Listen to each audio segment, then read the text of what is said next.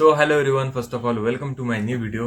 और आज का वीडियो का गाइस टॉपिक है अबाउट केमिस्ट्री।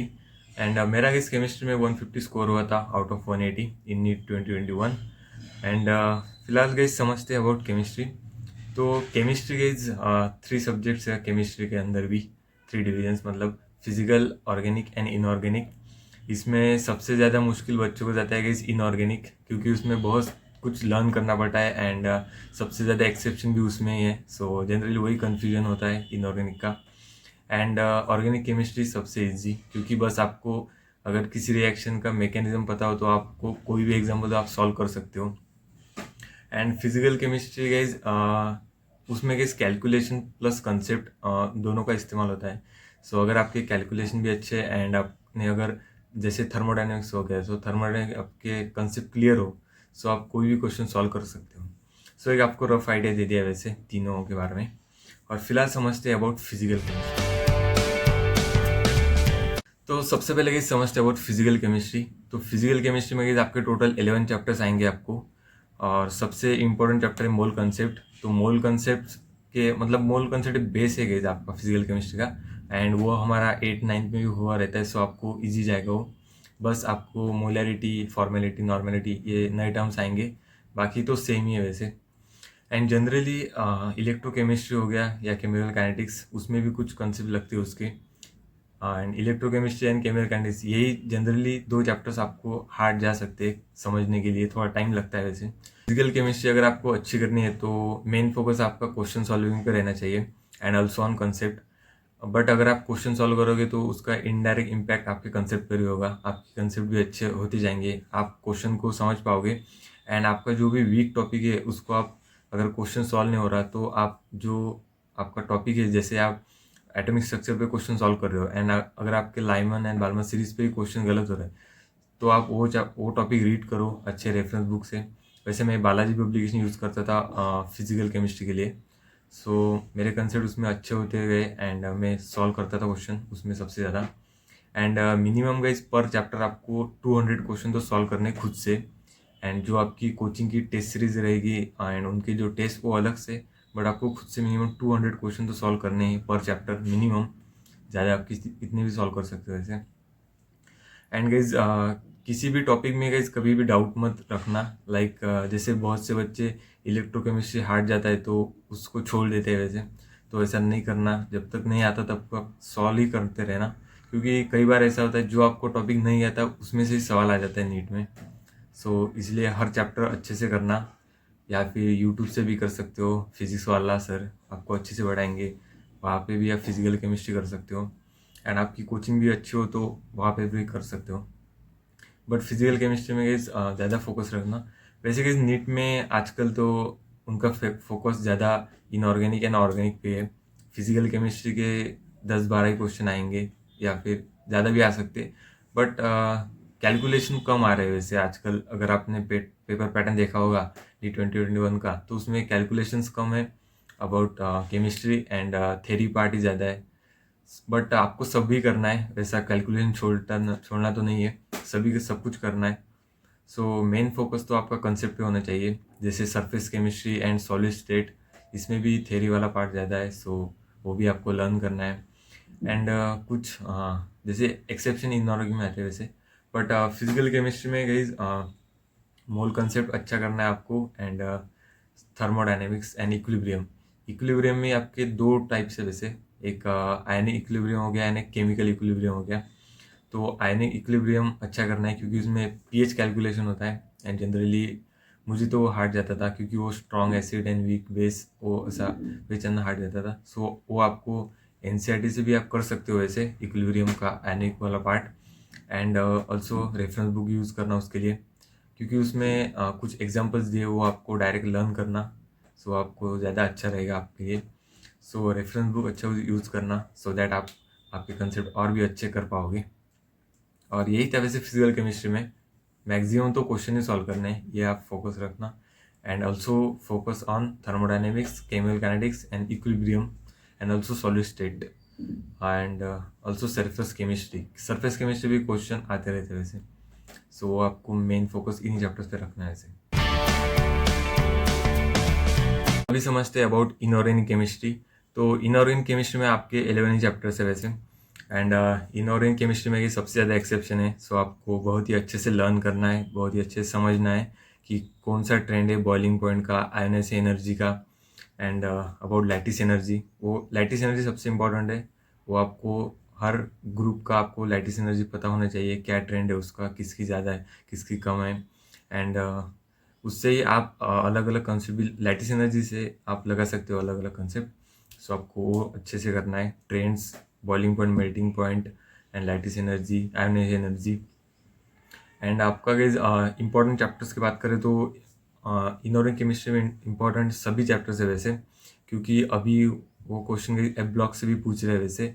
लास्ट ईयर भी आया था, इस बार ये भी आया था एफ ब्लॉक से।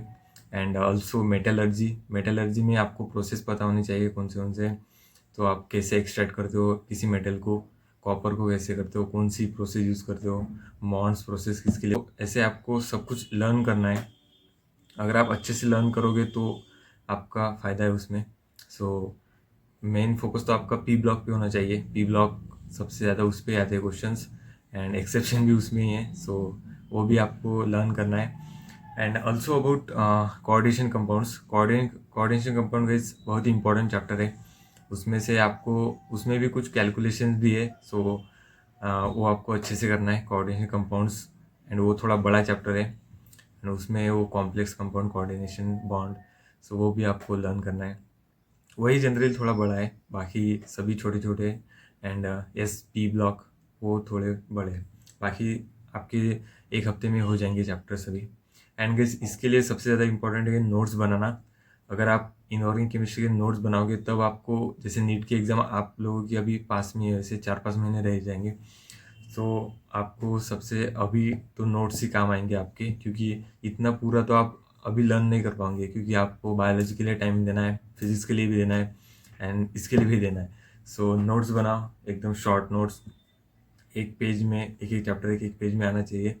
सो उसमें जनरली एक्सेप्शन से लिखो, एक्सेप्शन कौन सा है, क्या ट्रेंड है, वही लिखो। मैं जनरली नोट्स बनाता तो मेनली फोकस मेरा ट्रेंड्स पे रहता था, लैटिस एनर्जी, आयन एनर्जी का, एंड उसमें कुछ एक्सेप्शंस, एंड डी ब्लॉक के कुछ मेटल्स की स्पेशल प्रॉपर्टी होगी तो वो लिखता था, and also on coordination compound. So अगर आप मेन पॉइंट्स लिखोगे, अगर आप लास्ट ईयर के क्वेश्चन देखोगे तो उन्होंने क्या क्या पूछा है, सो अगर आप देखोगे तो आपके लिए भी इजी होगा जनरली एग्ज़ाम जैसे पास में आती है तो। एंड अच्छे से करना है, एक्सेप्शन हार्ड जाते, सो लर्न करना, नोट्स बनाओ उसके, एंड क्वेश्चन सॉल्व करो। वैसे मैं बालाजी पब्लिकेशन यूज़ करता था इसके लिए भी, and also M T G मैंने इसलिए लिया था कि ज़्यादा क्वेश्चन सॉल्व करो। वैसे मेरा प्राइम फोकस तो बालाजी पब्लिकेशन के लिए रहता था, केमिस्ट्री के लिए स्पेशल। सो आप करो, अच्छे से करो इनऑर्गेनिक केमिस्ट्री। इनऑर्गेनिक केमिस्ट्री में इतना तो नहीं, बस मेन आपको ध्यान में रखना है कि exceptions, and also question solve करने, एंड नोट्स बनाने। So on time of exam, so आप अच्छे से कर पाओगे उस एग्ज़ाम में। सो यही था अबाउट इनऑर्गेनिक केमिस्ट्री। सो ये अभी समझते हैं about organic chemistry. So organic chemistry में आपके टोटल 10 चैप्टर्स हैं, hydrocarbon, and alcohol, phenol, ether, aldehyde ketones, and also carboxylic acid. So सबसे मेन तो गाइज आपको ऑर्गेनिक केमिस्ट्री में आपको मैकेनिज्म पता होना चाहिए हर रिएक्शन का, कि आप उसको कैसे करना है। वाटर ऐड हो गया तो क्या करना है, जैसे जिंक आ गया तो कैसा मैकेनिज्म लगेगा, H2SO4 आएगा तो डिहाइड्रेशन होगा। सो ऐसे आपको अच्छे से लर्न करना है। और उसमें के सबसे इम्पोर्टेंट है आपका चैप्टर अल्डिहाइड एंड कीटोन्स, क्योंकि उसमें टेस्ट है। अगर आपको अल्डिहाइड एंड कीटोन्स में डिस्टिंक्शन करना है तो कौन सी टेस्ट आप यूज़ करोगे, या फिर अल्कोहल एंड फिनॉल, उन दोनों को कैसे आप डिस्टिंग करोगे, दोनों कंपाउंड्स को, तो वो टेस्ट आपको याद रखना है। जनरली ऐसे पॉइंट्स आपको इस नोट ही कर दो। एंड आपने अगर लास्ट ईयर के क्वेश्चन देखे तो आपको पता ही होगा वैसे कि कैसे कैसे आते हैं क्वेश्चंस। सो वो भी आपको अच्छे से लर्न करना है। एंड ऑर्गेनिक केमिस्ट्री में गई 10-15 क्वेश्चन आते ही है। सो अच्छे से करना है, क्योंकि आपका ऑर्गेनिक केमिस्ट्री, मेरा भी ऑर्गेनिक केमिस्ट्री में एक भी सवाल गलत नहीं हुआ था, सभी मेरे करेक्ट ही थे। सो आपको वो टॉपिक अच्छे से करना है, सो दैट आप अच्छे से सॉल्व भी कर पाओगे क्वेश्चंस को। एंड आजकल गाइज मतलब पॉलीमर पे भी ज़्यादा क्वेश्चन आ रहे हैं। सो पॉलीमर टॉपिक जो है छोटा सा टॉपिक है, एंड बट हम जनरली उस पर ज़्यादा फोकस नहीं करते। पहले मतलब हमारे जो सर ने कहा था कि इतना फोकस नहीं रहता, बट उसमें भी सवाल आते रहते। सो आपको वो भी चैप्टर अच्छे से करना है। अगर आप उसको रिवाइज भी करोगे टाइम टू टाइम तो भी आपका हो जाएगा, क्योंकि उसमें जनरली आपको प्लास्टिक कौन सा है, इरेगुलर, रेगुलर, एंड वही पैटर्न आपको अच्छे से लर्न करना है। एंड उसके सबसे ज़्यादा इंपॉर्टेंट है उसके एग्जाम्पल, पॉलीमर चैप्टर के आप एग्जाम्पल डायरेक्ट राइट कर दो। एंड उनकी कुछ रिएक्शन भी दी हुई है वैसे एनसीईआरटी में, एंड ऑल्सो रेफरेंस बुक। वैसे मैं जीआरबी यूज़ करता था ऑर्गेनिक केमिस्ट्री के लिए, क्योंकि जीआरबी में गए सबसे अच्छे से उन्होंने एक्सप्लेन भी किया है एंड सभी रिएक्शन दिए हुए। सो आपको जीआरबी ऑर्गेनिक केमिस्ट्री अच्छा रहेगा, सो आप यूज़ करो। एंड रही बात की हाइड्रोकार्बन, हाइड्रोकार्बन में से भी 2 क्वेश्चन 3 क्वेश्चन आ सकते हैं। एंड हाइड्रोकार्बन में गए आपको मेन तो कैटेलिस्ट ही है। जो आपको कैटेलिस्ट पता लग गया उसका कौन सा यूज़ हो रहा है, सो आप इजीली बता पाओगे कि कौन सी रिएक्शन है एंड क्या करना है इस रिएक्शन में। एंड वैसे ऑर्गेनिक केमिस्ट्री में पहले तो आपका बेसिक ही लिया जाता है। वैसे उसमें आइसोमेरिज्म हो गया, आइसोमेरिज्म के इम्पॉर्टेंट है। उस कई बार कुछ बच्चे नॉमेनक्लेचर एंड आइसोमेरिज्म को सीरियसली नहीं लेते, एंड देन उनको हार्ड जाता है फिर। सो आपको वो भी करना है, क्योंकि उसमें भी 1-2 क्वेश्चन आ सकते हैं आइसोमर्स पे। सो वो भी आपको अच्छे से करना है। And also guys about nitrogen, organic compound containing nitrogen, ये थोड़ा बड़ा है लाइक अल्डिहाइड एंड कीटोन्स। सो वो भी आपको अच्छे से करना है, क्योंकि सबसे ज़्यादा इसमें गाइज आपको रिएक्शंस मिलेंगी ऑर्गेनिक नाइट्रोजन्स में, क्योंकि उसमें बहुत सारी रिएक्शंस के नाम भी है, साइंटिस्ट के नाम भी रिएक्शंस है। सो वो भी आपको अच्छे से करना है। एंड तो थोड़ा बड़ा है, सो उसको अच्छे से करो, उसके क्वेश्चन सॉल्व करो, एंड ऑल्सो लर्न करो मतलब उसके नेम, उसके एग्जाम्पल्स। जैसे पॉलीमर चैप्टर में एग्जाम्पल है, एंड एनवायरमेंटल केमिस्ट्री से कोई क्वेश्चन तो नहीं आता, बट फिर भी आपको एक बार रीड करना है वो चैप्टर, क्योंकि उनका कोई भरोसा नहीं कब कौन सा क्वेश्चन डालेंगे।